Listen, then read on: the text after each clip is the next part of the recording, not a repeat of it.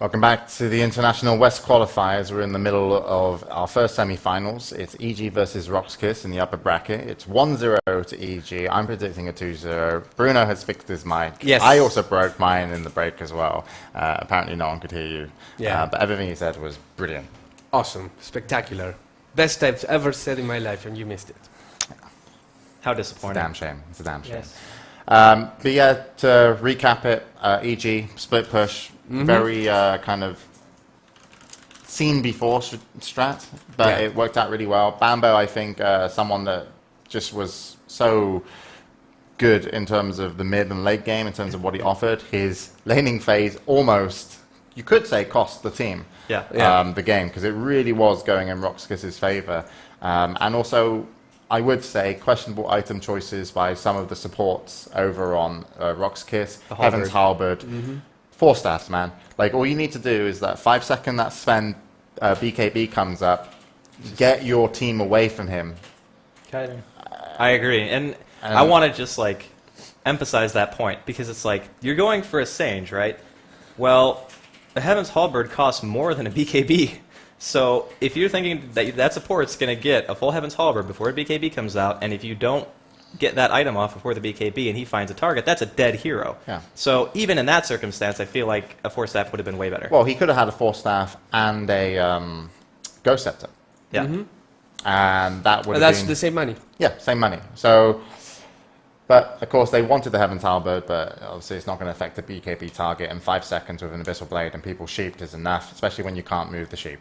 It's all about moving the sheep. Anyway, I'm ready to go into game number 2. I think the teams are ready as well. Yeah, let's go. After this, we're going to go into our second semi-final upper bracket game, which is going to be between Mouse Sports and DD Dota. And finishing off the day, it's the lower bracket semi-finals. So at the end of the day, we're down to 3 teams, and we still don't know who's going to be going to the international in some shape or form. But anyway, back to EG versus Roxkiss, game 2. Here we go.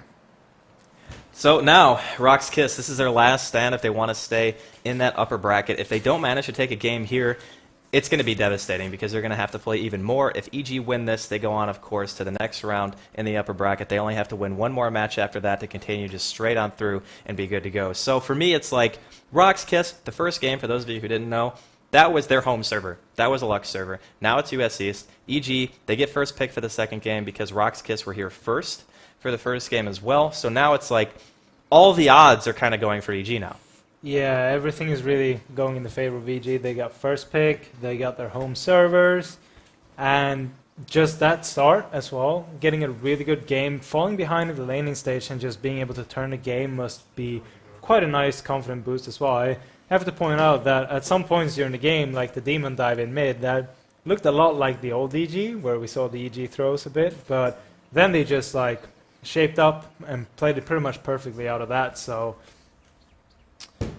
Advanced Score is having some loading issues, apparently, so hopefully all is well on Roxkiss front. But I kind of agree with you. There were some shaky moments for EG where it felt like, especially during the laning phase, like Bambo dying twice in a 1 versus 1. That was really, really awkward. And in that matchup, it is still kind of hard for the Nature's Prophet, I think, especially once the Batrider gets to like 3 or 4, because then you start dealing more damage with sticky napalm. But it really doesn't excuse the solo death. So Roxkiss were given a bit of an opportunity, I think. If Solo just had done a little bit better mid, if he hadn't given away 2 kills like that, I think it would have been very easy for them to just group up, abuse that healing ward like we saw them do in their group stages, and just kind of roll over all the towers. Because at that early stage, the split push isn't that strong. You know, you don't have to worry about it so much, and it's not like they're going to kill your base. But, of course, we did actually fail to load right there, so we're going to have a bit of downtime before we actually get Game 2 started.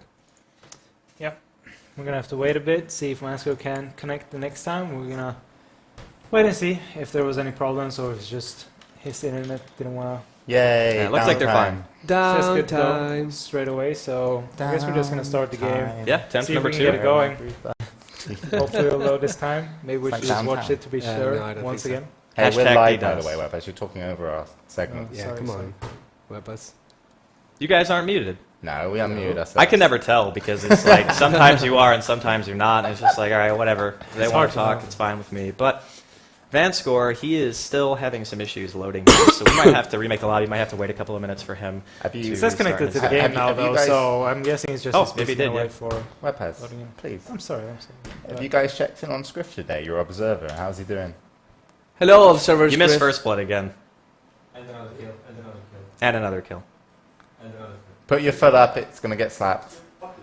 It's a good thing he didn't show himself, I watched because the first now they episode. would know the face of the man who missed the First Blood in the game of the playoffs, the first game.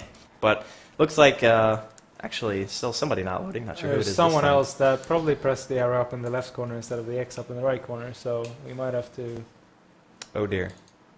rehost the lobby or something like that. Sorry, I'm gonna watch Bambo. Oh, dear. You have to watch Bambo. Whenever Bambo's in the game, course. you have to just be sure. He's either first blood You just or- check him. Like, we'll talk about something, you check that right back to Bambo. We need Talk two about something else, observers. back to One Bambo. like a Bambo cam Yeah. in PIP, and then Scrift doing the main one. Yeah. Which is So, doing be good. can we do that, Chance, if we get another PC? Is it possible? Do we It have the is possible. technology? Can we get Bambo cam? We can get Styja down here to do it. He could just have the dedicated Bambo cam. Just Yeah. lock the camera on him the whole game, Yeah. just check it out. Bambo and then- cam. Yeah. Just like the people we have on the Yeah. replays. Imagine if we had 10 additional computers, yeah, and then we had everyone locked to a player. Chance could go PIP to anyone he wanted. So Subscri- many sus- buttons, sus- Trans. Subscribe. Trance is currently doing the job of 3 people at his production desk, but we want to add 10 More pips. extra. Yeah, we need to pips. buy 10 computers. That's that 20 grand. Subscribe now for $4.99. Fuck. it Yeah. worked. It will get us there. Yeah, or we might be able to afford a graphics card. Either way. Unless, guys, we also put our team together, the Good Studio team, road to TI4. I reckon. Down. It starts here. Yeah, I It reckon we starts could take down Eternal Envy. I think so. I Yeah. think so as well. We just get invited, actually. We wouldn't have to go through the qualifiers. Probably, yeah. Just out I of mean- pure charisma. We got top 4 Valencia. If we get something like that again, we're gonna have more achievements than them. Mm-hmm. A LAN event. I mean, it's a LAN event. And the Dota League, which I think EG are organising, that's going to Valencia as a tournament. Yes. We'll probably be there anyway. finals, I of doubt a course. team would want to show up just for like. How many teams are they having at Valencia in terms of the finals in that little cup? 4, I think. 4? Mhm. 2? No, two, teams, two, just yeah. two. Okay, I'll Yeah. see. Because there's no prize Well, money it's- for 4. It said like playoffs, but I'm guessing Yeah. it's just gonna 2 teams. But I doubt a team's going to show up. We could probably replace them. It's like Take the finals, I mean, top 2 after Valencia. the Top two international. Valencia. After the international, who's going to play for $5,000 first place? Not me. I wouldn't. I'd do it for the fans though. Yeah, you would. Like we did It's all about last. fan Like service. like we did last year. It's actually with 40. It's in July. Is July, it July? 18, July 18. Oh. Yeah, but we'll play for the Valencia's in fans like we July. did last Yeah. year. Dream at Valencia. Yeah, and then Bucharest. But Oh. Valencia game is live? in. Yeah, we're actually in the draft now. Do you want us to mute our microphones? Nah, you don't have to mute them. Yeah, no, we don't we're want having to- a pretty good Nah. conversation. We're talking about the fact that Yeah. this is basically the announcement of the Good Studio A team's return. Yeah. It's a big announcement. We did want to save it for a big day, and so during the playoffs, I mean, the why Good not? Studio are going for TI4. Weppers, please, you talk all the Sorry. time. Like, I'm sorry. I don't get a word in edgeways. I've really felt like, since I've turned up on the show, you know, my fans are probably angry at you just because they're like, you know, let him speak. I'm sorry. Well, it's understandable you are, but apology accepted. I want to keep you guys in the draft like we did yesterday. I thought that was good. And No, people we're in the actually draft. enjoyed we're it. in the Yeah. draft Yeah. and we're Yeah, I mean, viewers. but Trans probably was gonna go like, I'm gonna mute you guys now. No, we're going to be in the game too at this Oh, rate. Nice. No, it's fine. We'll do the quadcast. I'm perfectly fine with it. But it's game 2 of EG versus Rock's Kiss. EG with a very dominant performance in game 1. They just pulled the map apart. They abused their split push to a T, and they managed to just take out Rock's Kiss without them really being able to do much of anything. So, getting into the bans here, Lifestealer taken out by Rock's Kiss, Clockwork taken out by EG. It Look. seems like both teams have done their homework.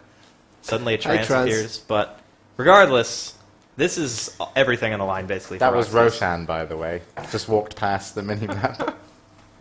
Body Oh. shape was perfect. Yeah.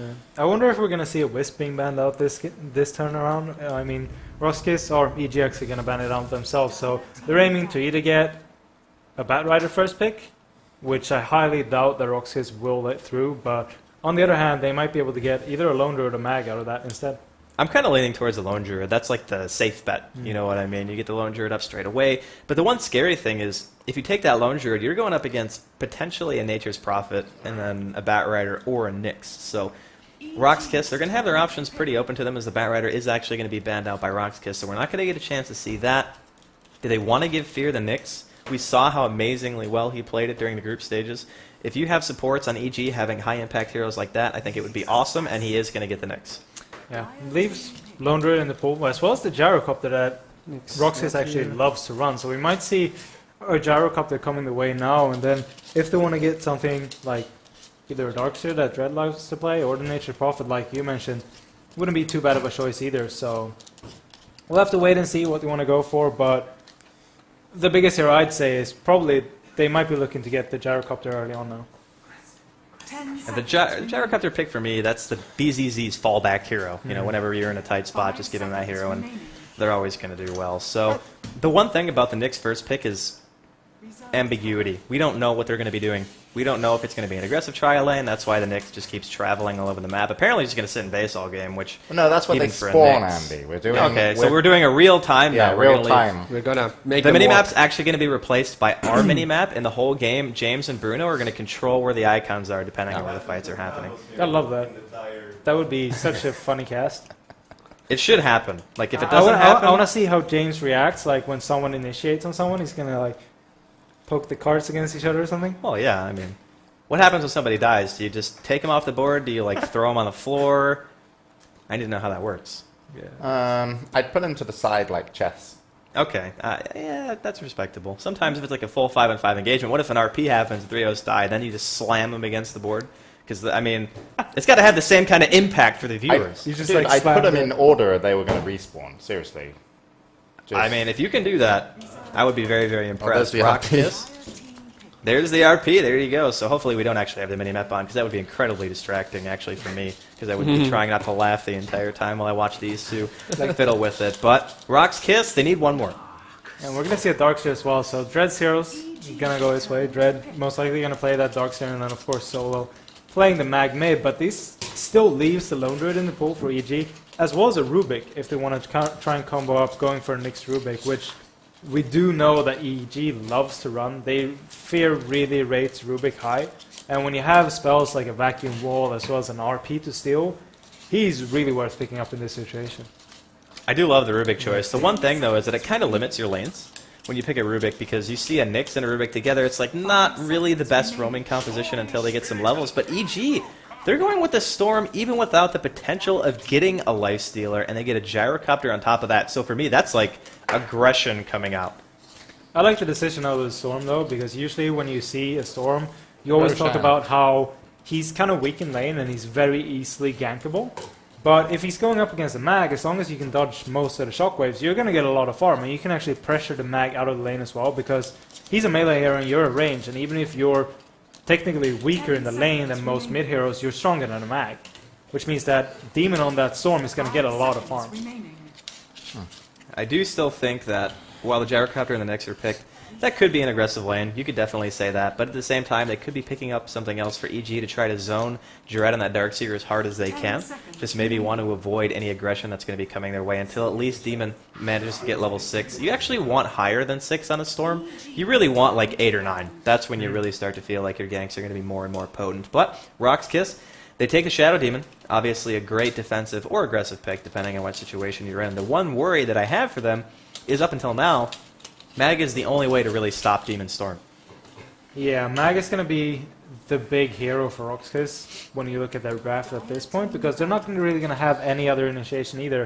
And that's one of the things that I've pointed out time and time again in the other cast, is that when you have Mag being the only big initiation, how are you actually going to get that big RP when you play against a team like EG, where you know they're going to split up, and you have a Storm who can't dodge it when it's Ball Lightning as well. I mean, getting those super big RPs if you don't have the vacuum setup, it's going to be so hard for them.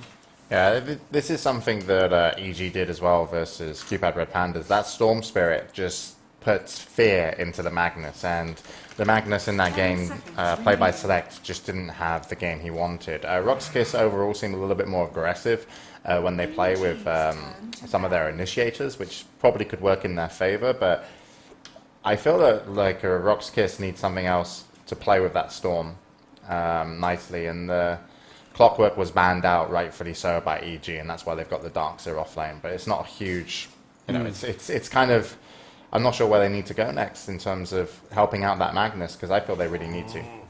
Well, they absolutely do, and actually EG, they're taking out all the comfort zone heroes right now from Rock's Kiss on top of everything else, so you're not going to have that vacuum into Ice Path, Macropyre, big wombo combo that we used to see around the time of DreamHack Winter, and this is one of those situations where you think you want a support that can stop the Storm right away. Like, you want a hero with like a Hex, like a Lion or something like that, just to be able to give a little bit more burst and the potential to just kill somebody outright straight away, because that's how you punish a Storm, just by zapping him and making sure that he can't do anything else. So we'll see what support they're actually going to get. They're going to need one more. Juggernaut banned out on the side of EG, and of course the Rubik being taken out by Rock's Kiss. I really like the idea of a Lion. Would be really nice, or a Shadow Shaman, just to be able to have that long CC going out of the Sword Spirit. The only problem I see with that is that they're really forced to just run a defensive lane. And they need a really big carry then that they can support properly. But if EG then runs an aggressive lane with a Nyx Gyro +1, how well is that Lion actually going to work out? I mean, you're going to have a Hex and an Earth Spike, but if they go on you level 1, you're either going to have one of them. And if you don't get a 2-man stun on the Earth Spike, then a hero is going to die for sure. Yeah, that's definitely a good point. So Weaver going to be the last ban out here for EG. Rock's Kiss now taking their time. They've banned out a lot of supports. They don't want Beatus getting his hands on the Keeper of the Light again, of course, and we already talked about the Rubik ban, and the implications of being able to steal RP would be very dangerous. And I like the Rubik ban even more, just because Rubik is really nice with Gyrocopter. Just being able to pull a hero away from the rest of his team, being able to get the full Rocket Barrage damage off. Looks like Nature's Prophet is going to be the last ban out here from EG, and another hero that I feel like they run exceptionally well. During the early game, you could say Bambo had some issues, but he did manage to split push with the best of them. So Leshrac is going to be the choice here from EG. I want to wait and see what Roxas actually picks up as either a secondary support now or a carry before it actually calls out what I feel would be really good for EG. But a hero that I feel that could work, depending of course on the pick, is actually a Bounty Hunter in this situation, because you got a Leshrac with a lot of magic damage, and it helps out in team fights. You got the cooldown of the Gyrocopter, and the Gyrocopter also gets a lot of physical damage once you get farm, but if you put a Bounty Hunter into this mix, you will always be able to get pick-off kills with the Storm Spirit or the Nyx Assassin on that Bounty Hunter, and even though some of the heroes are a bit tanky, you got a Disruption as well on the Shadow Demon, now with a Luna is generally a very weak hero, and a Bounty wouldn't work, or would be quite nice to have against that, because you're going to be able to gank that Luna so many times before BKB. Well, it is going to be Bambo's heroes, so Bounty definitely on the table here for Evil Geniuses. And Luna, we haven't seen a whole lot of her. I think we've seen her maybe 1 or 2 games so far in the TI3 qualifiers, but she didn't really do that well. I think Cupid actually picked her up yesterday, tried to put her mid against the puck, ended up getting ganked a whole heck of a lot, and just really couldn't deliver on that mid-game presence that we're used to seeing. And I think when people refer to the LGD int style, that's the most common pairing you typically see. It's always with a Chen, just because of the fact that you can put that front line of creeps in front of the Luna and force the other team to have to go through that to get to the squishier heroes in the back like that Luna, where I feel like Rock's Kiss, they have 2 heroes so far who can act as that meat shield. They have the Mag, who probably doesn't want to always be on the front lines, but then you have a Darkseer who's going to be going for the mech, and he can just walk up there and do whatever he needs to do. So this is something the Chinese did as well, by the way, in terms of pickup. They just going to Rock's Kiss. They really like playing the Magnus, Luna, and Shadow Demon in kind of formation when it came to team fights, where that Magnus was actually okay on the front lines, just because of the backup of having Shadow Demon to save and Luna there. And so it was a while ago that they did it in Chinese Dota, but they did say it was really strong, and we even had PyCat say, that's what they're doing with this kind of lineup. By the way, do you agree with the position of the tree? Yes, Bambo, yeah. It's Bambo, so it's... it is. I agree with that. He needs to be with his family, though. I mean, he wants to be with trees, because he's a tree. And it looks like Chen is actually going to be the last pickup, so we kind of expected that, just because of the fact that Rock's Kiss, they're not going to be running any aggressive Luna lanes with a Shadow Demon. That's just really not that good of a pairing. So this, for me, Rock's Kiss, it's not really even a gimmicky lineup. It's just strong. It's really strong, but you know what I think would work perfectly for EG here? Is actually go for that aggressive tri-lane, because you're going to run up against a pseudo tri-lane, pretty much. You have a Luna who's very weak in lane. I mean, Gyrocopter doesn't have... I believe they actually have the same range. Gyro might have a bit longer range, but still, Luna's not going to get any farm whatsoever. When you have a Nyx Assassin there who can impale you, and then the Leshrac follow-up stun and Rocket Barrage, and if you put a Treant Protector against the Darkseer, just pull in some extra regen, he goes for a Quelling, and the Darkseer won't get anything, because you got 88 base damage with a Quelling. It's like 100 damage. How the hell is he ever going to get any last hits? Well, on the flip side, we have to think about how the armor from Treant would be negated by things like Ion Shell. So it's kind of a trade-off. So he's still going to take a decent chunk of harass, but we'll see what position he's going to be playing. And he's actually been given a little bit of regen, I think, because he started with 6 tangos and, of course, a full salve. So unless he just bought a whole heck of a lot. Yeah, actually, I think he did. He just bought it himself. Yeah. So he didn't buy any support items, but the good luck, have fun come out from Rock's Kiss. You can tell both teams just really want it, as Fear is the only one on the side of EG. He's like, yeah, okay, good luck, have fun. You beat it out of me. Maybe we'll have fun here. Of course, that's what it's all about, aside from the pride and, of course, the ridiculous amount of money on the line. But this is Rock's Kiss last stand to stay in the upper bracket. They absolutely have to win this unless they want to keep playing for the entire day, basically, which is not really what you want to have to do. And, of course, they'll have to play again even more tomorrow. But EG, they're grouped up 5-man right now in Rock's Kiss jungle, and we could potentially be seeing that aggressive tri-lane that you were talking about. That aggressive ward really indicates to me that they're going to run an aggressive tri-lane, but Rock's Kiss got 4 heroes down in bottom as well, and it looks like they might want to try and run an aggressive Shen tri-lane, which could work out well, especially if EG goes for that aggressive tri-lane, because then you're going to have a tree, and even though he got the armor, you can still kill him off if you get the right creep. We can see Demon, actually, and Jo both running towards the bottom part of the map, so we're going to see a tri-lane, but I don't think it's what either of us necessarily expected. Looks like Bambo is still kind of hanging around here, and Beat is going to be up here with Fear on top of everything else, so maybe they are going to rotate to the safe lane instead. Maybe they just really wanted to say, screw you, Chen, but Rock's Kiss, they're running the Chen aggressively. Maybe they thought that EG were going to aggressive tri-lane themselves.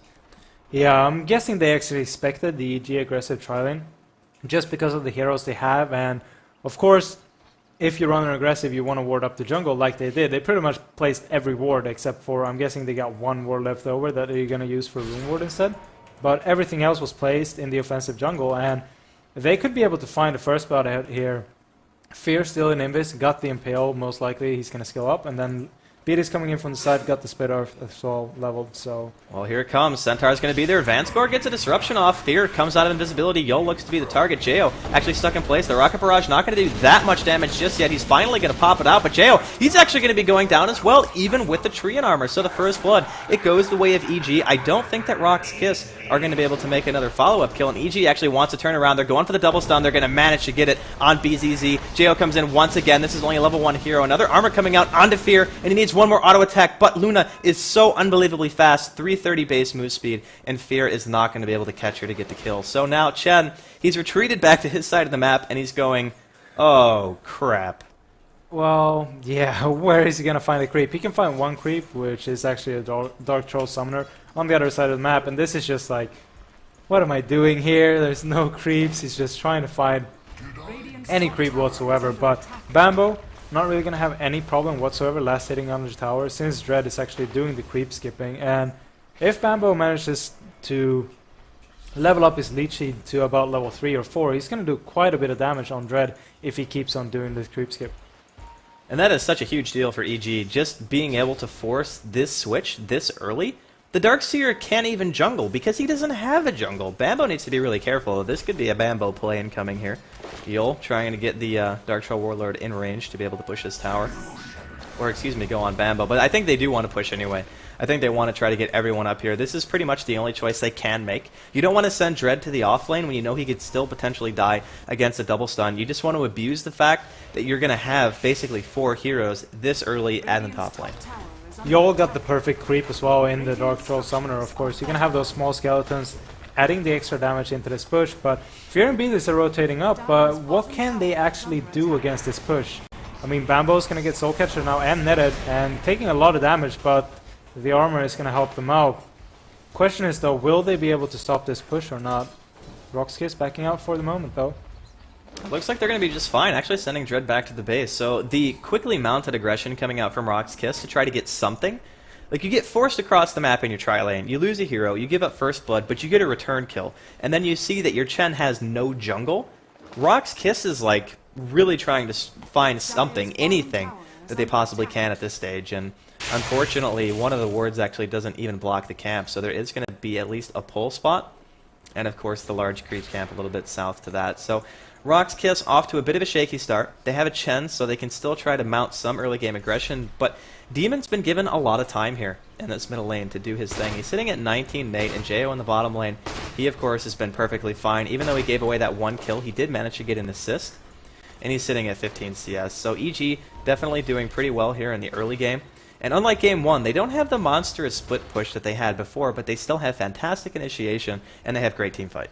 What you want to try and do with Shen when you fall behind like this is just farm up as much as possible. The scary thing is, though, since pretty much every camp is just warded up on the side of EG, or on the side of Roxy's jungle, he's not really going to find that farm and find that fast level 6 that they're going to need to be able to take these big fights. And we talked about the bottom lane matchup before. We've talked about the Gyrocopter versus the Darkseer, and Gyrocopter has a smaller edge there since he's going to be able to harass out the Darkseer out of the lane with the flak cannon. You can see Beta is taking a bit of damage here.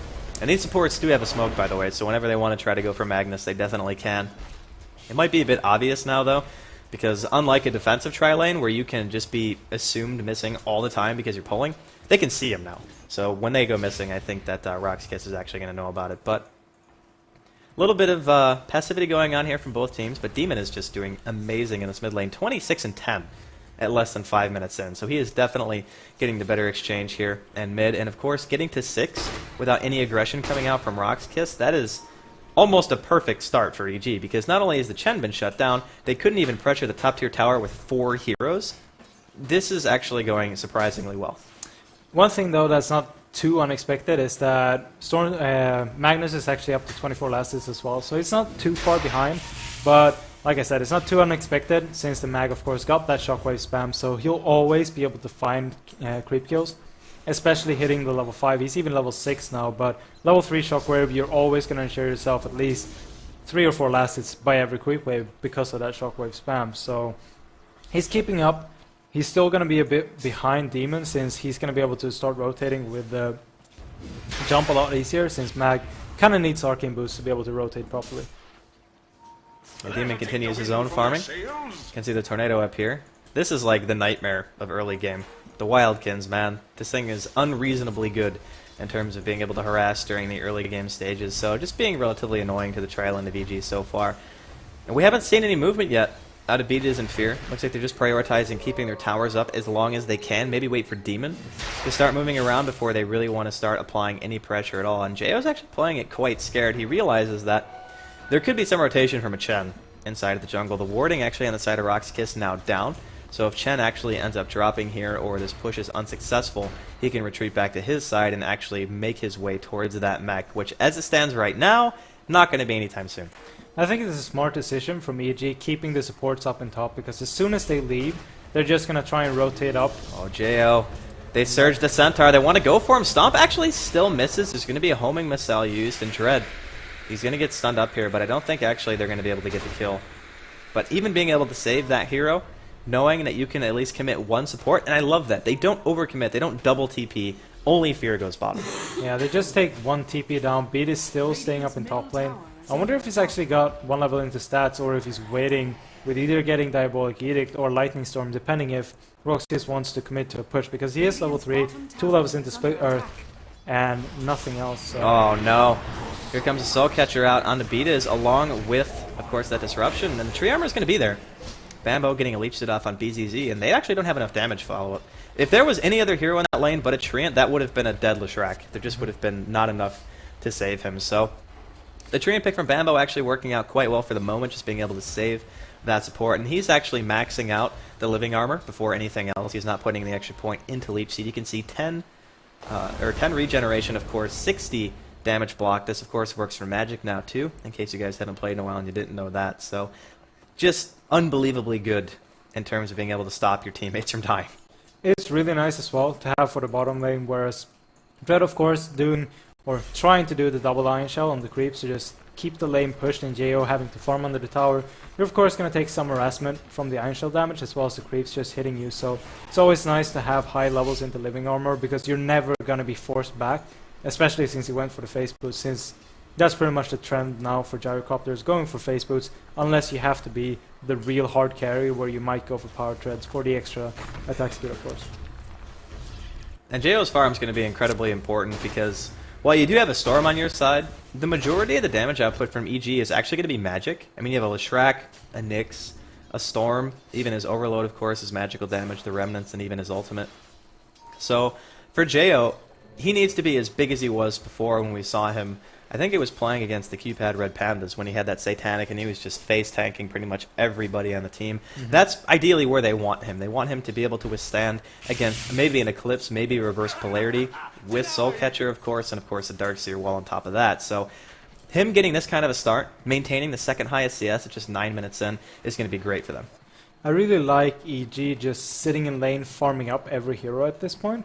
Just because Demon is going to get so much, and if he can hit level 6 before he has, or level 11 of course, before he has an impact in the game, then his Ball Lightning is going to be that much stronger. He's going to max out Overload, and of course 3 levels into Electric Vortex, which is going to be really good for them because he's always going to be able to pull people into Remnant, and then you have the extra damage out of the Overload. And of course you jump a lot faster with Ball Lightning. So As Solo here looking for a kill on bottom lane. He, of course, does have that RP, and he's sitting at 3 points into Skewers. So if they wanted to try to go for a dive, it would still be risky. The Ion Shell from Dread should be enough to eat away at that living armor pretty quick, and Dread's actually going to go in. Very, very dangerous, but they're baiting him a little bit. Dread actually does manage to live through it. Jo getting bursted quite heavily, but the damage output just isn't there, so they were going for a bait. It would have worked, actually, and it looks like they're going to try to go on top lane, as Yol is actually going to be the one dropping. Overgrowth is used. Eclipse popped by BZZ in a very interesting situation. There was no way he could actually move to pursue that, and Beatas actually lives through the engagement, so even with the TP reaction coming out of Rock's Kiss, they lose a hero, they expend RP, and they get nothing. perfect stun coming out of Beatas, hitting the Split Earth on BCC. It was kind of a glimpse from what happened yesterday when we actually saw Fear getting that Impale out. Carapace is going to go out, and Solo might be in some trouble here, but it looks like he's going to get away. He got a haste room bottle up, so he's just going to walk away from that. But the Split Earth really stopping any damage whatsoever, as well as, of course, the creep wave coming in. So even if the Split Earth wasn't there, it could have been really bad. A demon in this top lane. They want to go on BZZ. Nice disruption coming out from Vanscore. Perfectly timed. Beat is actually wasting his stun right there. BZZ doing quite a bit of damage. They are just not going to be denied. EG, they do get the kill. They might even pick up a double because the Edict was still doing a bit of damage, and it's going to be Demon getting both kills. So EG, once again, getting the better exchange, giving Demon 2 kills, still sitting at the highest overall farm. But I do want to go back just a second here to that fight in bottom lane where they were baiting out Jo. They didn't know Fear was there, and Jo actually just popping out that cooldown just to kill the creep wave right there, not take any extra damage from Ion Shell. But if they knew the Nyx was there, there's no way they would have done that. Yeah, I mean, you don't want to try and jump in when there's a Nyx, especially when you have the Carapace as well as the Impale that you can follow up and help out the Gyrocopter. But, of course, the Living Armor was there as well, so Jo didn't have to leave the lane. He just stayed there and just regen up again. And we're going to get a chance to see right here. Demon actually a bit off with his Ball Lightning, but he gets the pull on BZZ. Vanscore comes in with the disruption. The Split Earth a little bit off the mark, and Beatas, the Soul Catcher lands on him. A bit of unfortunate luck, actually, for Roxkiss. I think they wanted to try to kill Demon instead, and Demon abusing the Ball Lightning and the Overload charges. Every auto attack he does gets that bonus damage, and the Diabolic Edict getting a little bit more damage off even when Beatas went down. They still managed to pick up the doubles. So 4-2 now, 12 minutes in, favoring EG. Of course, if they win this, they stay in the upper bracket. After that, they only have to win one more best of 3, whereas Rock's Kiss, they're going to get knocked down to the lower bracket if they lose, and then they have a longer road ahead of them. Bambo actually finishing off a Mechanism already, so he's been farming quite well up in that top lane. He's got 41 last hits, as well as 18 denies, and it's just so hard to push a Treant Protector out of the lane, especially when it hits for 113. I mean, Luna hits hard, but she still hits not as hard as the Treant in this situation, of course. And of course, Bambo got the leech seed that he can use if he wants to. A teleport coming into this middle lane. It's going to be Fear. They want to try to find somebody. Double damage on Demon. They're going to find Yul. There is no way he's living through that one. He actually sends the Magnus home before he ends up dropping there, but Jo teleporting as well. He's actually going straight for his Shadow Blade, so a bit of a risky choice. BZZ in this top lane. He does get the tower last hit. Surge going to be there from Dread. Should be enough to get him away. The Overgrowth was already used, so unfortunately, they're not going to be able to lock him down just yet, but they are going to be chasing. Bambo just does not want to give up here. He's continuing to run. He's going to see the direction the missile's going, say, hey, he's under the tower. Not going to be enough damage to actually kill the missile, so BZZ is here all by himself. Is there going to be a reaction from Rock's Kiss? It looks like the only person running near is Vanscore. Eclipse is going to be popped. Demon taking quite a bit of damage, but the Leech Seed going to be able to equalize it, and of course, that living armor. So, looks like EG, they're going to be trying to push into this top tier 1. I think they might be able to get it, even though Bambo doesn't have a ton of mana. He should at least still have enough to use the mech. Oh no, he's actually just going to TP mid instead and try to stop the push coming out here from Magnus. Yeah, as Dread actually shot it straight in on Demon. He knows he doesn't really have any mana whatsoever. Jayo's quite low as well. If you can get a vacuum here, it could be big, but he doesn't really have any follow-up whatsoever. Solo's coming in from the side with an RP. He really wants an RP, and Fear actually jukes the Skewer. The vacuum misses as well. Rock's Kiss. Very, very poor coordination right there. Just simply couldn't get anything. Fear even comes back in. The cooldown's going to be able to hit Solo. Nice disruption again coming out of Vanscore. Definitely the MVP so far on the side of Rock's Kiss. Yola's here trying to do some body blocking. Not going to be successful, though. There is another stun coming out from Fear. He needs to do it right now if he wants to be able to stop the RP, but he can't. He doesn't stun fast enough. They manage to take down Fear. Bambo should be dropping here as well. The Leech Seed keeping him alive for a little bit longer. He's actually running a little bit too fast. The Shockwave misses, and Demon in the top lane kills Vanscore. Solo has to commit quite heavily, actually, using that Skewer to manage to pick off Bambo. Beataz might actually be dying here as well. The Shockwave this time doesn't actually miss, and it's a double kill for Solo. So many missed spells coming out from Rock's Kiss, but Vanscore like the saving grace right now, because Solo would have been really sad if that call down and Overgrowth managed to land. That was a really good trade for Rock's Kiss, of course. They managed to get the top tower as well. Dread getting the last hit on that tier 1 tower, which means that he's going to be closer to his mechanism if he wants to go for it, of course. But it looks like Shen is going to be the one going for it instead, and we might see something like a pipe coming up out of Dread instead. I just can't believe that Rock's Kiss actually won that, considering how sloppy it looked from their end. I mean, they tried to go for the Skewer into the double RP, but Fear actually dodged that Skewer. They ran, missed a Shockwave, and they'd run down middle, have to commit pretty heavily on the tier 1. But at the end of the day, it was the right call. Like, maybe it wasn't the best execution, but they made the right decision by trying to actually go in on that. So, yeah, and Bambo almost surviving there as well. I mean, the Leech Seed trying to keep him alive, and then the Skewer coming out to finishing him off. But the question is now, what does Rock's Kiss do from this point on? Do they go back to farming and help letting Jo get even more farm on his side of the map, or do they try and keep this aggression up together with a Shen, maybe go for some 5-man push? They have almost finished off the mechanism. I believe they only need 500 more gold on the Shen, and Dread still hasn't really picked anything up, so we'll have to wait and see what he wants to go for. it's a lot more dangerous right now, considering the Magnus now has his blink, and I guess Dread, he's picked up the point booster. Not sure if that's going to be casual just yet, or if he wants to actually go for the full Aghanims. It would be an interesting choice for a first item, but Haste Rune bottled up here by Demon in the middle as well. And this Magnus isn't really going to be able to fight. He doesn't have quite the mana output. Demon doing some scouting here, just checking Roshan.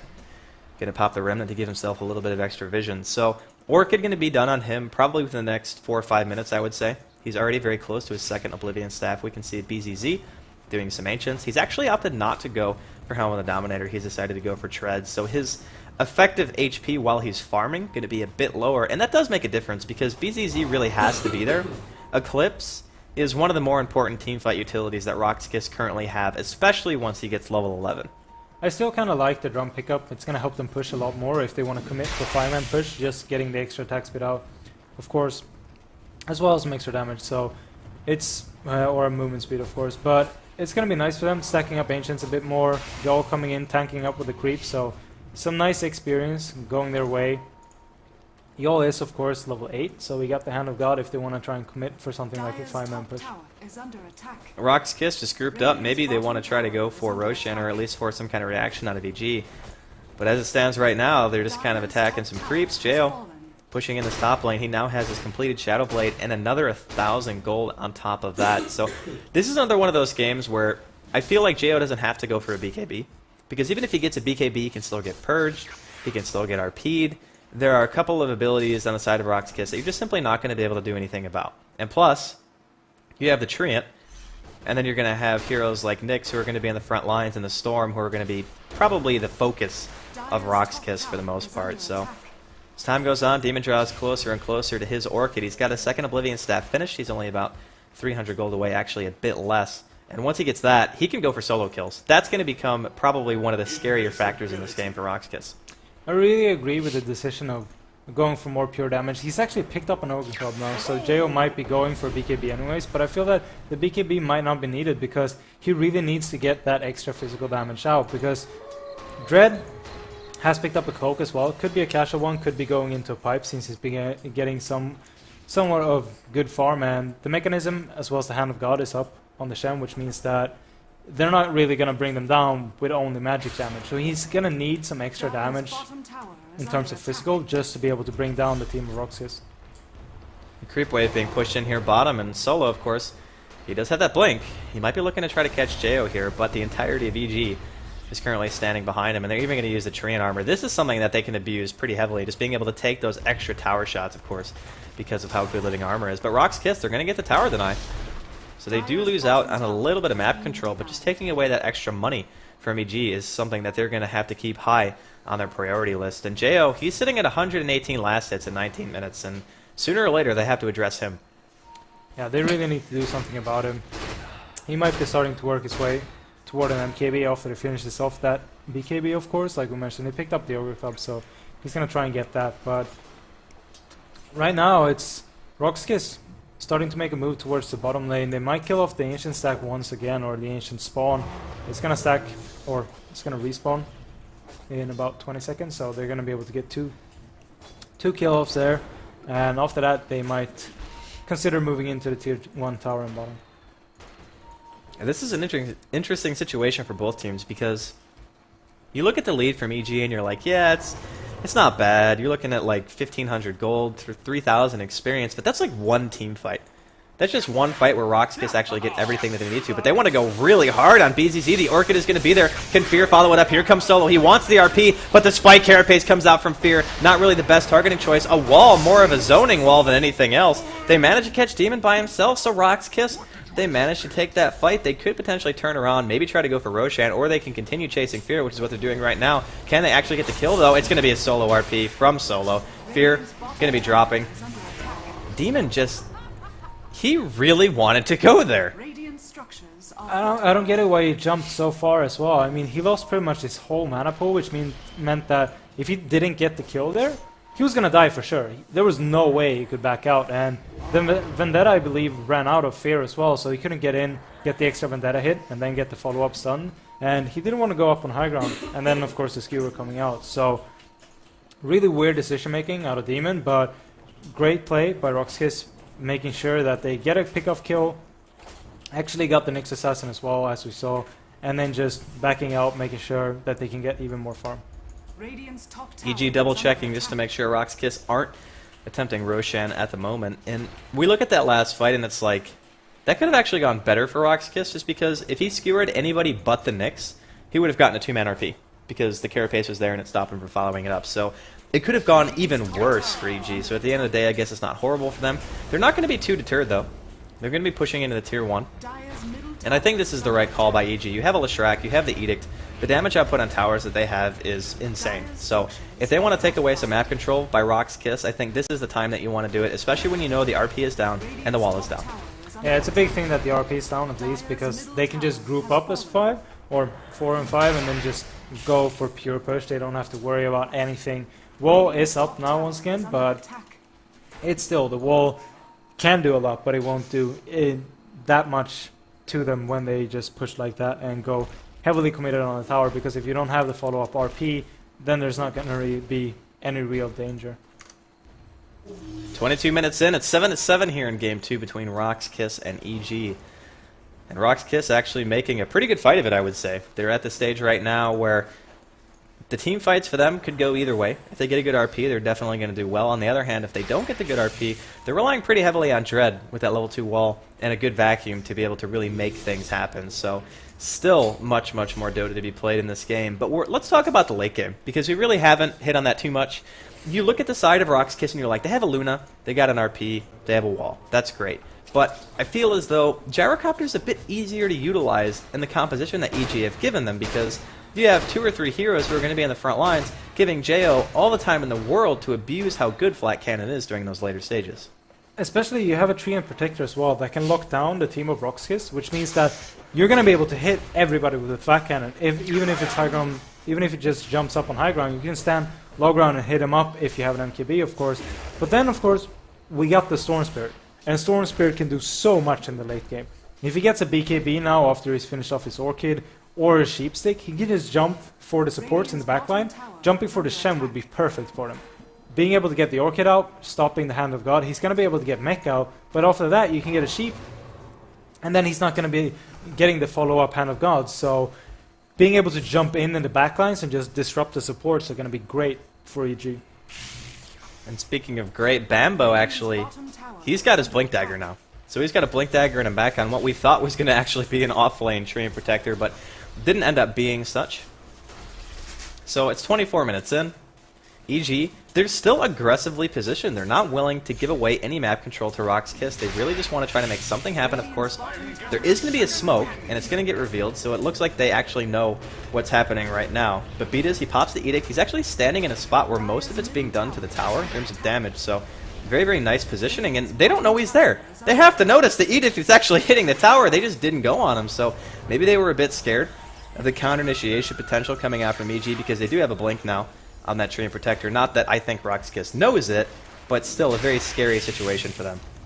I'm guessing they might have checked the items now, since they actually had a catapult up on high ground, but this tier 1 tower, or tier 2 tower, is going to go down. And if Roxkiss tries to commit on this, going in with the vacuum wall and follow-up RP, Babo can just counter-initiate with the Overgrowth, and then Jo should be able to dish out some damage with the Flat Cannon, as well as the call-down follow-up. So, right now, both teams just backing out. EG working their way towards the top tier 1 or tier 2 tower, and this could be an easy tower for them if Roxkiss doesn't actually commit once again. This game is very reminiscent of when we used to see Magnus and Tidehunters picked a lot more often. It would always be like the Tidehunter pick was an answer to the Magnus, just because his initiation is better in terms of how wide of an area it actually hits. So you can go in afterwards and just guarantee yourself that your counter initiation is going to be great. But Smoke going to be revealed. BZZ on the low ground along with Yol Bambo. He wants to try to find somebody. Looks like it's going to be BZZ. He's going to pop the Overgrowth very, very quick. Here comes Demon. He goes right onto Solo. The BKB and Eclipse pop by BZZ. It looks like Roxkiss are actually getting the better of this exchange as it stands right now. Jo currently on full retreat, waiting for the BKB to end. Solo still has that RP if he wants to use it. Beat is actually drops as well. It's a 1-for-2 exchange. Roxkiss managing to get the better trade right now. Jo being chased down. They just pop the solo RP. They're going to be able to get the kill. I have to think that during this engagement, Bambo couldn't have used his ult where he used it just because of what we just saw. And that's the BKB came out after the Overgrowth. We're going to see Fear actually drop as well to Solo. But you can't be the one to initiate like that if you're Bambo. You have to be counter-initiating. Yeah, like you mentioned, you need to use it as counter-initiation because they're going to lose the Aegis now as well. And that's really big for Roxas. I mean, not that they just win the fight, they're going to get a free Aegis. And after this, they're going to feel content to farm pretty much wherever they want to. They can even go for a 5-man push and just try and force the issue if they want to. Solo is going to have an RP up in about 60 seconds, so they can go once that is up again, as well as the wall being up in 30 seconds. Aegis going the way of Roxkiss. BZZ going to be the recipient. And Solo has a BKB now too, man. That is ridiculous. He had a blink, it seems like, just like 10 minutes ago. And suddenly he goes from no money to a full BKB. So now things are even worse, because even if the counter initiation is there with the Overgrowth and the Orchid coming out from Demon, if they don't kill him in that Vortex, he's going to BKB and get an RP every fight now. That's the scariest thing that you have to worry about. And it looks like we're going to have a quick pause out here by Roxkiss. And it's interesting because this is a USE server.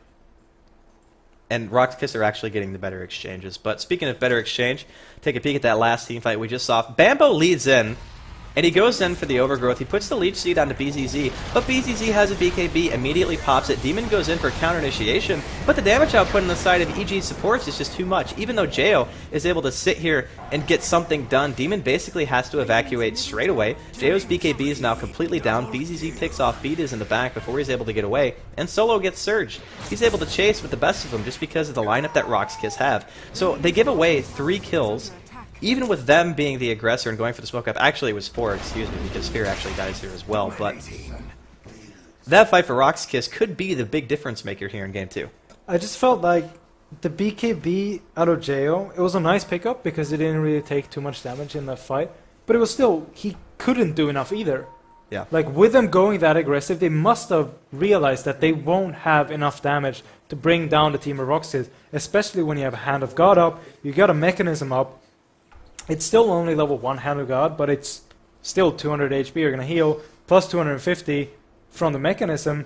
And then you got a Darkseer who still hasn't picked up any items, but it's just that you won't have enough damage. There's no way with just a BKB and a Shadow Blade. You need an MKB, you need maybe a crit to be able to dish out that proper damage to kill the team of Roxkiss right now. So I just felt that EG, not that the BKB is a bad pickup, they just try to force the fight where they should have realized that they won't be able to kill anyone, really.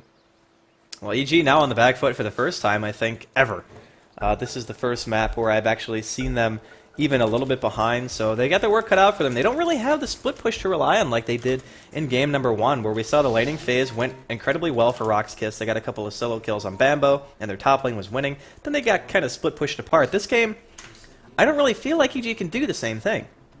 So Roxkiss, if they want to, they can go back to what they know best. They can go back to just playing it as aggressive as they want to, abuse the Chen while he's still pretty much fully effective, I would say. Of course, he's got that mech level 1 Hand of God at the moment, but as soon as it gets to level 2, then the heal coming out from him is going to be very, very nice, and then they can just go for these pushes and maybe try to end the game before Demon and Gyrocopter start to carry, because between those heroes, the Luna is going to be limited by her range. That's the biggest problem. She's not going to be able to do damage to the entire team of EG, whereas Demon can go on whoever he wants to at any given point, and Jo is going to be able to hit everyone always. Yeah, they really need to put some proper pressure out now. They got the Aegis, as well as Shen really needs to hit level 11. They need the level 2 Hand of God. The BKB is up on the mag, which is great for them, because that means that he's pretty much always going to be able to get that initiation, unless he gets hit by a flat cannon. But he won't be stopped by any magic damage whatsoever, which is great for them. And right now, they are the stronger team, even though they might be behind in just a tiny bit of farm. I mean, it's pretty much even. So you can't really say they're behind. They're actually ahead in experience as well. The Luna has a bit less net worth than the Gyro at this point, but they're still, out of the top 5 net worths, they got 3 heroes, and EG got 2. And Bambo's actually trailing Dread here as well. So in terms of the offlaners, looks like Roxkiss are actually getting the advantage. And BZZ, he's got his BKB, he's got the drums up, he's got the treads, and of course he's going to be getting in power just to be able to farm, but during team fights it's going to be a bit harder to utilize that because of course BKB does remove it. But Roxkiss looking to be in much better shape so far. The one thing that always boggles my mind though is when people are playing against EG, look at what EG is doing right now. They're creating a path in the trees to try to gank when they're the ones who are actually behind right now. This is something that not a lot of teams would really, they would feel a bit too hard pressed to make this kind of a risk, but they're committing quite a bit of time. They're going to be able to spot out a lot of heroes actually, and there's a triple Centaur stomp coming out right there as BZZ, Vanscore, and Solo are all trying to get some farm, but this is really just strange that EG is even considering this. Yeah, they just have to back out, try and farm up a bit more, because they need so much more farm, especially on this storm. They need to finish up a BKB. They've got 3,000 gold, or Demon's got 3,000 gold on his storm, but he needs 900 more to finish off that BKB so he can just wreak havoc in the team fights. And then of course they need a lot more farm on this Gyrocopter, and they have to open up room for him. He's about 1,300 gold away to finish off that MKB, but it might not be enough damage with just an MKB. Are they Edict? Can they backdoor it fast enough? It looks like they can. EG, they get the tier 2. They're going to trade a tier 2 for a tier 2 in a ridiculous position, one that you would consider there's like no way they would be able to do it. But with the Edict damage, and of course Storm Spirit having that Orchid, they're able to do so pretty easily. So it's not even like they just got a net loss right there. They maintain the fact that they lost basically not really as valuable as a tier 2 that Rock's Kiss even lost. And the BKB, of course, gets up on Demon just because of that. I believe he sold his null talisman as well, so getting the tower last hit even. So he's gonna be able to do a lot more in these fights. He's gonna be able to jump the Shen, get the Orchid out, get the Vortex out as well, and just do so much damage to him. As we can see, the Aegis is gonna be reclaimed quite soon, so Roxas needs to make something happen, because even though the Luna's got a BKB, after that BKB, she's gonna be quite open to taking damage. I mean, MKB soon finished off. Jo on the gyrocopter, like we mentioned, he's about 700 gold away, and he's gonna start doing some damage. Once MKB comes out, that's when Jo starts to feel like he's actually an influence in fights. I think that's the point that we were making earlier. And we can see Storm, he just wanted the BKB, he just wanted to be safe. He just didn't want to get bursted down by an Eclipse. Say he accidentally gets RP'd, and then the follow-up damage coming out from Rock's Kiss. There's not a lot of whole physical damage on their side either, if we look at it. I mean, it's pretty much just the Luna. Sure, you can get a vacuum wall off and the images do a bit of damage, but Flat Cannon's going to kill those images pretty much every single fight. So it's not like they're going to get the full duration, be able to walk around and do damage. And Demon, he's going to be spotted out here. RP just on Demon. They're going to be able to catch him. No BKB. Very slow reaction coming out there from Demon. Just gets caught out completely. Not really sure what he was thinking right there. He actually even saw that there were people, had about a second to BKB and just didn't use it. Really smart decision there to use the RP as well, making sure they can lock him down, because if they would have used Disruption, they probably wouldn't have actually had the proper follow-up, since all the Shen creeps are down in bottom lane and doesn't even have a Centaur. So nice, getting a really nice pick-off. They still got Aegis up, and they got a Manta Style being sent out, so they should be able to finish off this tower. MKB being finished by Gyrocopter, but like I said, even though he's going to start doing a lot of damage, will it be enough? Well, the time is now to find out, as the Aegis is going to be going down in just about 5 seconds. So whenever that Storm Spirit is alive, that's when they're going to try to start forcing more fights. But BZZ now, he's got a Manta. And in terms of right-click potential, this Luna is starting to look a little bit scary. Sure, you're going to have MKB done soon on Jo, and the Storm Spirit does a reasonable amount of damage, but it's not so much where you feel really that scared of the Storm per se. It's mostly just Jo. He's the one that they're going to be focusing pretty heavily. I would even expect RPs to be focused on pretty much just him or Demon from now on. Focusing the RP on Demon and then just the right-click damage on Jo would be really good for them, just because Jo's only got that BKB, and if you use all the right-click damage coming out of BCC, as well as the mag, with an Empower, you should be able to bring down Yeo, and if you have an RP on Demon, he won't be able to jump for your supports. Yeah. But, of course, if you can get a big 3-man RP, you should go for it. But other than that, it's just like keeping the RP for the hero that can do the most damage, which in this case will be Demon, because he's going to be the one being annoying to the supports in the backlines. Not only the supports, but the Magnus too, if they can stop him. But we talked about the BKB choice on Magnus now, so if the Orchid wears or gets removed by the BKB and they don't have anybody else to stun him, it's going to be very difficult to stop Solo from getting an RP, and he's got 2,600 gold on top of that, in addition to a gem. So if he wants to go for the refresher, he can start making his way there. Bambo's been sitting on pretty much the same items for the last, I want to say, 10 minutes or so.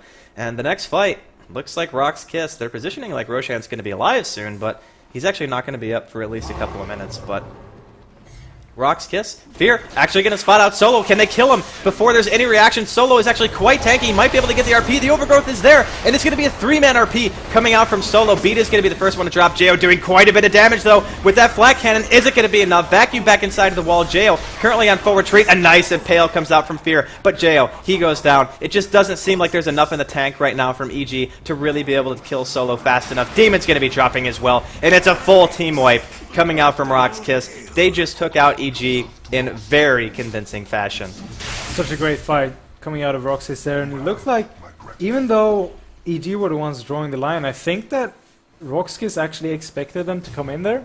And then of course you had the Hand of God, you had the Mechanism, and they just couldn't kill off Solo fast enough. He managed to get his BKB out, 3-man RP, even though it was into 2 BKBs, he stopped the extra damage coming out that would kill off Joel as well as Vanscore, so they could do so much more in that fight. We talked about turnaround fights this game, Webboss, and I think maybe that was the turnaround fight, where you lose everything and you get absolutely nothing out of it. So the Magnus this game solo, his performance has been great. The fact that he's been able to get that BKB at the timing that he did. He's 7-0-5, and he's got 4,100 gold.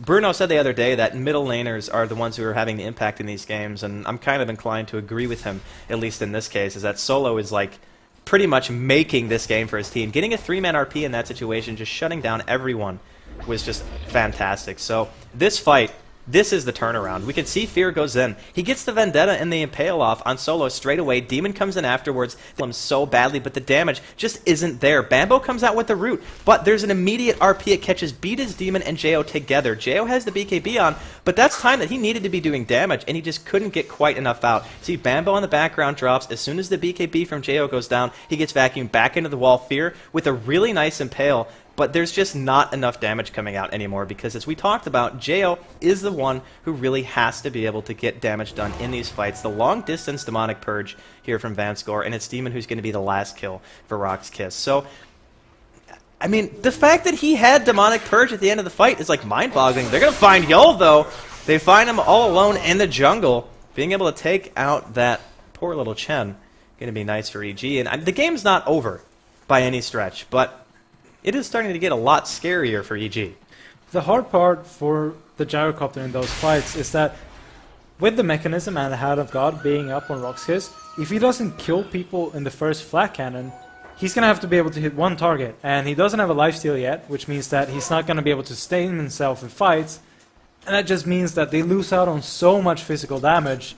So he's going to need at least 1 or 2 more items to be able to really kill off people in that first flat cannon, because that's going to be the important part for them. If the fights go longer, Roxkiss just gets stronger and stronger. Well, not only can he not kill people off now, but Vanscore and Yol both have Ghost Scepters. Both of them. So not only do they have Ghost Scepters, they have Disruption. So if anybody gets low, they can just disrupt the hero, possibly turn it around. Hopefully Solo gets a couple of nice RPs off, and then you go from there. But Roshan being killed here by Rock's Kiss. Looks like no contention coming out from the side of EG. They're more or less just looking for picks right now. Maybe assuming somebody's going to go top to farm that lane. But BZZ, he's going to have his Butterfly for the next team fight. Pretty much no doubt about it. Sure, the MKB's up on Jo, but that's just more damage, more survivability that this Luna probably didn't need even at this point. Yeah, I mean, the Butterfly is going to be really nice for him, because if they can keep Jo locked down, if they get an RP out, BCC is not going to be killed. There's no way they can kill them off. I mean, Gyrocopter's got the focus, the Luna, and like we mentioned, Ghost Scepters being up on the Shen as well as the Shadow Demon, they're not going to die from the flat cannon damage, which means that he needs to try and focus someone else, and if so, BCC is just going to do more and more damage in these fights. The Dread has a Hex too, which is just like icing on the cake. He actually also has 0 deaths. So, Solo and Dread, the offlaner of course, and the mid on the side of Rock's Kiss, just performing amazingly well here in the second game. And this is when you really want to bring out everything. You do not want to lose and get knocked down in that lower bracket, have to play more matches straight away. You want to win 2 back-to-back, just like in the group stages. Just make that sprint finish all the way through and get, of course, into the later stages. But Jo, he's got 3,000 gold, actually, so it's not like he's farming that bad. His net worth isn't that far behind Luna. And the Magnus is about tied with Demon, and then Bambo is actually about tied with the Darkseer. So we're giving a lot of credit to Rock's Kiss right now. And sure, they have a kill advantage, but they're not really abusing the map that well, I would say. There's still a lot of people farming in defensive positions. They're not really efficiently farming like EG is, whereas Jo's farming quite far up on different lanes, and the supports are farming in the jungler, whereas Roxkiss are just, right now, Yol is farming the hard camp, and Dread and Vansker are just watching. BCC is the only one that's actually farming, and he was farming the Ancients, as well as farming the bottom lane with his Manta Illusions. But other than that, it's just that EG is getting more and more farm. At this point, it's just, will it be enough with the team fights that Roxkiss has been taking? Rock's Kiss definitely with a better coordination here in game number 2, and it looks like EG still want to try to fight, but they don't have betas. This is going to be a 4-on-5 if they want to try to take this, and it looks like they just realize, oh yeah, we don't have a Leshrac. That's actually kind of important. He's quite a bit of damage at this stage, just being able to walk in and use that Diabolic Edict and of course the Pulse Nova, but he's actually not had the best game. He's only level 10, and it's 40 minutes in. That is, it's not so good. That's a sad Leshrac. He's 2 levels behind the lowest support on the side of Roxas, and that's Vansker is level 12. Fear is actually level 12 as well, so he's really been falling behind. And you kind of want that level 2 up in the Pulse Nova. It's a lot more damage coming out. Even though most heroes on the side of Roxas actually has BKBs already, it's still nice to have it if you manage to survive the fight, and then you can do the Pulse Nova damage afterwards. Eagle Song picked up here on Jo. Looks like Butterfly is going to be his next choice, and I kind of wondered if he was going to go the route of Lifesteal or if he was going to go for a little bit more survivability. It is nice to be able to get a Butterfly before the opposing team has an MKB. That's probably the reason I think he decided to do that, because if he gets a Satanic, he can actually still just die in a stun, I believe, just because of the damage output that Roxkiss actually have right now, because of Soul Catcher and such. So if they focus properly, they still could do a really, really high amount of damage very quickly. Refresher actually done now on Solo, so he's got the double RP. The question is, does he actually have enough mana? And I want to say no. If he uses any other spells, he's not going to be able to use it. He needs more Arcane Boots to be able to have enough mana, but BCC got 4.4k gold. He still got the Aegis, which means that he can either buy back, or in 1,000 gold he can buy a straight up MKB, which means that they're going to be able to kill off Jo once he finishes off his Butterfly, and oh man, that's going to be big for them. Demon comes in, trying to kill those images, and this is what I was talking about the other day, when a Shadow Demon actually makes your carry harder just by being able to disrupt him, add more images to the push. They already have a Manta on top of that. It's going to be a slow siege, and they're going to try to make something happen. Looks like the RP is going to come out. It's going to be on Fear and Demon both. Here comes the counter. Overgrowth. Is it going to be enough? It doesn't look like it is. We're actually going to see Fear drop there. Demon, he manages to live through it. The BKBs popped by BZZ and Solo. Could be a bit of an overextension. The cooldown is going to be there, and there's still damage being done to the tier 3, but the Glyph is going to be popped, and I don't think Roxkiss are going to feel comfortable pushing this anymore. The Aegis is going to be down in about a minute and a half, and that was a Refresher RP that Solo actually dropped there, but they only kill Fear. He actually completely missed his second RP. He just used it on the ground, so he didn't have any impact whatsoever with that second RP, but this still opens up quite a bit of room for Roxas to farm. They killed off Fear though, which isn't... I mean, of course it's bad for EG, but Jo can go back to farming, which is nice for him, and Roxkiss being scared off a bit, they don't have the RP, Hand of God is down, pretty much every ulti except for Demonic Purge is down, which means that they have to back out because they can't take a straight up fight against EG at this point. We saw the Butterfly completed there on Jo too, just as we were checking items really quick, and a lot of people on the side of Roxkiss just have a tremendous amount of farm. We saw the Chen actually picked up a Vlad's, and Bambo still kind of just sitting on his Blink Dagger and his mech. So it's 9-18 Roxkiss with a pretty significant kill lead. But you can actually see the experience in gold. It's starting to go back in favor of EG. It's amazing how in these positions they're still managing to outfarm their opponents. Like, how is Roxkiss letting EG farm the map like this? Part of it's got to be because Demon is such a hard hero to actually lock down. And part of it's got to be because they're still feeling a little bit scared that one bad team fight could just turn it around just as it's turned it around in their favor. Especially when the close is this even. I mean, it's about 5,000 experience lead for Roxkiss, and like 3k gold lead for Roxkiss. That's nothing, and we're 43 minutes into the game. It's like you mentioned, one wrong team fight, and you're either gonna lose the racks or you're just gonna lose the game straight up. EG just do not ever want to sit inside of their base. Whenever they move out, they always move as 4 or 5. Of course, Beta is going to be the one lagging a bit behind here, and we can see his network still not doing so good. He's just sitting here. He's like, I don't know what to do. I am very low level, and I am very sad, and apparently a rainbow pony. So, Demon sitting in top lane looking for potentially a pick. But this is the point in the game where you're really not going to see Roxkiss split up. There's really no reason for them to do so. Sitting behind BZZ, waiting for him to finish his Satanic, that's going to be their game plan. I actually think he almost has enough to get it right now. He does. He has enough. But he might be wanting to save for that buyback on top of a full Satanic, which is a little bit more money he's going to need to farm up. And the next couple of fights, those are going to be pretty much the deciders. When you get to this stage, it's 40 minutes in. You lose a team fight. That has way more implications than 20 minutes ago. Gyrocopter needs to go for either a big damage item now or try and finish off a Satanic. I mean, a Rapier would be great for him, just to be able to get that extra damage out in a flat cannon. We always come back to Rapiers, but that's kind of the big item that's really, really good on Gyrocopter, just because of the flat cannon. I mean, you can wipe a team in just one flat cannon, which is great, but in this situation, he needs a lifesteal as well. He does need that Satanic for sure, and he's very far away from it actually. And assuming that everyone has buyback on the side of EG, which Gyrocopter does and Storm does, so this fight they're actually going to have buybacks on both of their high impact heroes. And Rock's Kiss, they're not going to be able to pull anybody back into the fight, so this is a pretty big commitment by them. You can see the disruption images. Solo goes in. They just kill Demon straight away. The RP is going to be there on JO before the BKB. This is a perfect initiation coming out from Rock's Kiss. They try to go on Solo. Demon has his BKB popped along with Solo as well. It's a double buyback coming out from EG. They need to clean this up. They cannot let BZZ especially live through this kind of aggression. They need to try to punish it somehow. But can they do it? The flat cannon's going to be up. They defend the tier 3, but Rock's Kiss, they just forced so much money out of EG during that push. They managed to defend the tier 3, I guess, and Roshan's going to be spawning in about a minute, but Demon, he wants to go in. He's not going to find the pull on Yul. He actually goes past him. Demon trying to find somebody, anybody, but Dread with the Hex, and he's going to be able to TP home. That was so unbelievably good. Such a good fight from Roxas. Even though they did not manage to get the tier 3, Aegis or Roshan is soon going to be up, which means that they're going to be able to get another Aegis.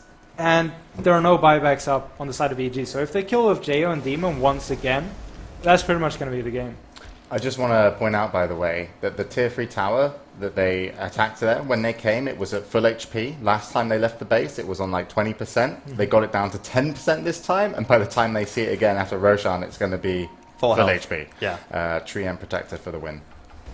Treant Bambo actually picking up a Vlad, so he's been doing a really, really nice job of just keeping everything healthy. That's pretty much his only role here. But that fight for Rock's Kiss, they really wanted a Rax, or at the very least force enough of an issue to make EG lose Roshan, where EG can still contest it right now. Sure, that Luna has a Satanic, which is like really freaking scary, and enough for a buyback now, but that initiation from Rock's Kiss could not have gone any better. That was like the fight that they were trying to take. And there's a sentry down, but BZZ's actually a little bit out of range. They want to try to go for him. Here comes an immediate RP, and Bambo goes in for the counter initiation. The overgrowth hits pretty much the entirety of Rock's Kiss. Are they going to be able to get Solo down? It looks like they will. BZZ's, though, just so unbelievably tanky. Bambo stuck in the entirety right now of Rock's Kiss, trying to get away, but I don't think he's going to be able to. It's actually a 2-for-1 exchange, as Solo is the only one on the side of Rock's Kiss who goes down. The gem is on the ground, but I don't think EG were able to get it. And, I mean, they went on that pretty hard, and they didn't really get enough because BZZ can actually just solo Roshan at this stage. Yeah, and this is going to be a nice Aegis to come the way of BCC as well, because they can just force their way into the base now. Overgrowth is down. It's going to be up once Bambo spawns, but they're so much stronger. As well as Solo will be up once they got the Aegis as well, and he's going to have RP about 20 seconds after he spawns, which means that once he's down in the base, he's going to have a double RP. And this is just going so well for Roxas, and they're taking really good fights. This is cheese, too, so Dread's going to have cheese to the next fight on top of his Hex. This is looking pretty scary for EG in game number 2. I think everyone, myself included, were figuring that EG were going to take this in a sweep just because of how well they performed in game number 1. But Rock's Kiss, they are simply not going to be denied here in game 2. It's 22-10 at 48 minutes in, and you can tell that the games have a lot more stress on the players because the games are just going longer. And when you play passively, basically it's just saying, we really don't want to lose. And EG have still been playing it a bit more aggressively than most people would maybe imagine that they would be. But still, the fact remains, Rock's Kiss, they're looking really solid here. Yeah, BCC is up to 4.3k gold right now, so he's going to have a buyback as well as BOTs if he manages to die after the Aegis. And he got his BKB Manta style, so it's going to be really tough for them to bring them down. And of course, his Satanic, so if they can't lock him down during the whole Satanic with double RPs to back him up, this is not going to look good for EG. Here comes a disruption again, and they've been using this as a pushing utility more than anything else, just getting a couple more images up and Fear throwing out a stun just to try to get them down. They're doing everything they can to prevent the slow siege, and the one thing that you can run the risk of is when you do that, you can just see the Glaives, by the way, just annihilating Fear, forcing it back. Even Jo taking quite a bit of damage, going to be forced to pop that Shadow Blade as the armor's going to be there. Here comes the call down to try to clear out the creep wave.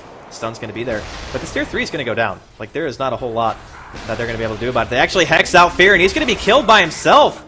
And this looks to be a free set of racks here for Rock's Kiss. There is no way they can fight this without Fear. This might even be very close to a GG because of the fact that the Aegis is still going to be there. They go on Yul straight away. The Hand of God is popped. Yul going to pop that Ghost Scepter, taking no damage from the flat cannon. Double BKBs coming out. Solo, he gets the double RP. He's going to pop the Refresher. It's another double RP right on top of that. Jo and Demon both caught inside. Immaculate play coming out from Solo this game. And I think that's going to be it for EG in game number 2. Rock's Kiss looking to take it to a game 3.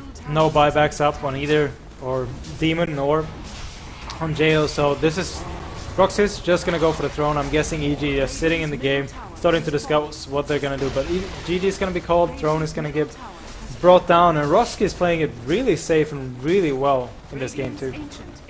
I gotta give props to Solo. Like, his RPs in these fights, he never had any hesitation. Even if it was a one-target RP, you know that he just went for it. Even if he can only catch 2, he just went for it because he knew the high-priority targets, of course, being Demon and being JO for most part of the games. When he didn't have to use it, he just used an RP on, like, a support just to get the kill. Just say, you know what? It's worth it if we can force EG off our side of the map long enough to be able to make something happen. So, Rock's Kiss, very, very good performance in game number 2. We're back here with James and Bruno. Game number 2, I wouldn't say it was all Rock's Kiss, but it was a pretty good chunk. I agree. The things about this lineup is that whenever they actually... I mean, if you remember previous games with EG, the Storm Spirit was key in those wins versus, I think, Cupid Red Pandas. Yeah. I don't think they played against Mouse with the Storm Spirit. But the moment everything started going well, the moment the BKB started appearing for the Magnus and for the Luna, if you can't stop either of those heroes, and the supports that did an amazing job at staying behind and not being easily targeted by the Storm Spirit, then they had full control, because Gyrocopter, you do have Flag Cannon, but you want to be somewhat close to the situation. Storm Spirit needs to be on top of you. That's perfect for the Magnus with the BKB to just jump in there, get the proper RPs, get the great team fight. If he can't do it, then the Darkseer will vacuum you and get you in position. Just masterfully played by Rockskis, even playing in the USC server, so they were doing really well. Yeah, I thought EG were going to take this just out of their performance in game 1. Also, this was a USC server. I did somewhat play into factor. But it's what I mentioned before with when we saw the Chinese come up with Luna Magnus combo with the Shadow Demon most of the time as well. It's just how good they are at standing together in preparation for any team fight. And you saw it at the end. It's like you've got a Luna at the front, you've got a Magnus backing up with a BKB, you've got Hand of God, you've got Disruption. You pretty much had the perfect kind of just box set of like heroes to stand there and be like, penetrate this, because they couldn't. The only way they could was do it a lot earlier when they weren't having the BKBs and certain items up. I have to give a lot of props to Solo. We've seen him play his Juggernaut before, and I was always impressed with how much farm he got. Same with his Magnus. Yeah. Like, if he wasn't able to find as much farm and just be as useful as he was in team fights, it could have been horrendous for the team if he didn't have the impact he did, because Luna wouldn't have been able to stand so aggressive, the supports would have easily been picked off, so the whole game plan, in many ways, really did stand to Solo and his Magnus being able to just be that good in this game. I also like Dread. He's such a big impact when he actually wants to go aggressive and chases in moments you think, oh god, is he really doing this? Yeah. I would have liked to have seen him actually pick up a Blink Dagger. Even though I know it was a US East server, so ping-wise, but it would have been really good just to have that extra oomph to your initiation on top of the Magnus, if you didn't need your Magnus to initiate. Well, they didn't need him, fortunately. Yeah, well, when Luna gets that big, you just stand there and you hit. But overall, very impressed by Rock's Kiss, and it shows today how close the teams are, because we are a 1-1 scoreline. And to decide we're going to be going into the server next, and I know that Scriff has to do a random something to find out who gets what. Well, basically, Rock's Kiss have requested that we do the random on stream, so of course, this is what we've been doing pretty much the whole time, so we can comply with them. It's no real issue. They're not going to be able to see it for 6 minutes, but yeah. Okay, wait. That's if you don't know who is who. Yeah, I didn't even. Well, yeah. Well, we needed exactly. to say Yeah, it well, first. Scriff's an idiot, but that's fine. EG were actually here first. Yeah. So what did they pick? They picked 2. They picked 2. So the result's 1. So the result is 1, which means that Rock's Kiss. Could we go into chat and see what they picked? Yeah. Yeah, you could see that Demon, if you scroll up a little bit, Okay. you can see 2. the fact that they had indeed picked number 2. Okay. Scriff, you took all the hype out of that situation. You didn't allow for a build-up at all. Do you feel bad? Do it. Just fucking, he's like, fucking do it. Just fucking do Let's it. go. What's the plan? Yeah. But EG did win their game on Europe, and Roxkiss won their game on the East yes. server. So it's really not, it does play into effect, but basically you're going to have to outplay your team to win. Both teams show that they can do it. EG, I think that maybe that kind of split push lineup was something they maybe wanted when they were going into a European server. Are Roxkiss going to give it to them? Probably not. Probably not. Yeah. I mean, that last game, Roxkiss seemed to play a lot better when they're not playing against split push. I mean, it just feels to me like that one game, they just didn't really have an answer for Bambo, especially the Wisp, the Keeper of the Light. There was just so much movement on the side of EG that it was so hard to keep up with. But in that game, they just showed that their team fight is really strong. They can take the engagements properly. They know who they want to go for. They isolate the proper heroes, and they just steamroll it. So Roxkiss have shown they can fight. All right, so what we're going to do from now, we're actually meant to be starting the second semi-finals at 5:30, but you guys have just casted a 60-minute and a 50-minute game, so I think it's fair to say just do a couple-minute break, make sure you guys get refreshed so you can Well, EG cast is like this. all DC'd out of the lobby anyway. Not sure what Okay, the problem well, is. So. Okay. we'll go to a quick break, and then when we come back, we're going into the final match between these two teams in the upper bracket semi-finals. Winner won't have to play any more today. They're waiting in the upper bracket finals. Loser will have to wait around for the lower bracket. So EG versus Roxkiss, game 3, coming up next.